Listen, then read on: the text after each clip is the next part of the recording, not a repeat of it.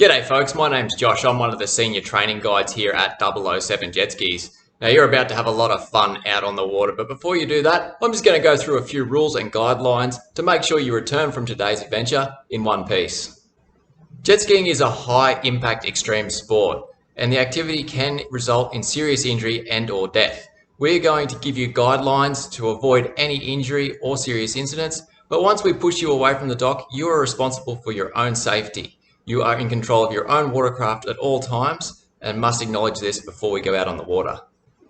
Darwin Harbour is one of the largest harbours in Australia and is very busy as far as marine traffic goes. Please stay well away from all other vessels on the water and at least 60 metres away from all the jet skis that you are travelling with. Today's tour will be conducted in single file. Your tour guide will always be out in front of you and you must remain in their wake or whitewash. Darwin Harbour is littered with sandbars, mudflats and reefs, and your tour guide will always be avoiding them. If you stray outside of your tour guide's wake, you may end up on top of one of those sandbars, mudflats or reefs, ruining the tour for yourself and everyone else. The Sea-Doos that 00Seven Jet Ski Adventures use are touring machines. They are not designed for high impact manoeuvres like 360s or 180s. Please refrain from attempting any of these manoeuvres. Follow your guide, you're going to go see some pretty cool things. Your guide will use hand signals to communicate with you out on the water. The most common one you'll see is a hand raised straight in the air. That simply means that they are coming to a stop. Be prepared to stop with them. When you are gathering as a group out on the water, make sure you never come within 5 metres of another jet ski. If you need to hand something from one ski to another, don't do it yourself. Let your guide know and they will transport the item between skis for you. The only other signal you'll see from your guide out there is a motion across the chest like this, signalling for you to turn your engine off so he or she can talk to the group. There are a couple of controls that I'll go into briefly for you and your guide will go into more detail shortly.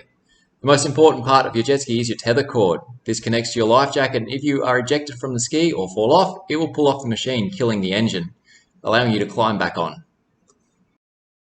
On the right hand side you will find your throttle. The further you pull this lever into the handlebar, the quicker you will go. There are no gears on the jet ski, so if you pull it all the way to the handlebar, you're going all the way to top speed. On the left hand side you will find the braking lever, which doubles up as a reverse lever. Pull it into the handlebar just like on a push bike or motorbike and it will slow you down. Hold it to the handlebar and it will propel you backwards. When you release this lever, it will put the machine into neutral. On your dashboard, the display will show you which gear you're in, F for forwards, N for neutral, or R for reverse. Lastly, and most importantly, this is your stop and start button. Hold it firmly for 2 to 3 seconds to start the machine, or firmly for 2 to 3 seconds to stop the machine. Your jet ski is jet propelled, and it is that propulsion that gives you control. It controls your steering and your stopping power. Having said that, if you are not exactly where you want to be, do not turn your jet ski off, as you will completely lose control of where it ends up. You are the smallest and most maneuverable craft out on the water. It is therefore your responsibility to give way to everyone. Never cut in front of another boat, and don't play in another boat's wake. Stay well away from everyone. You will need to use a life jacket during the tour. Put it on and buckle it up as shown. Do not remove the life jacket at any time while you are out on the water. If you do find yourself in the water, use the ladder at the back of the ski to climb back on. Don't try and climb over the side as you will roll the jet ski over. If you run into any issues on the harbour today or have any concerns at all, please come to a complete stop. Your guide will notice that there is no spray coming off your machine and return to you very quickly to see what is going on. If you follow slowly, they may assume that you have just stopped to do some sightseeing. So anything going wrong, please come to a complete stop.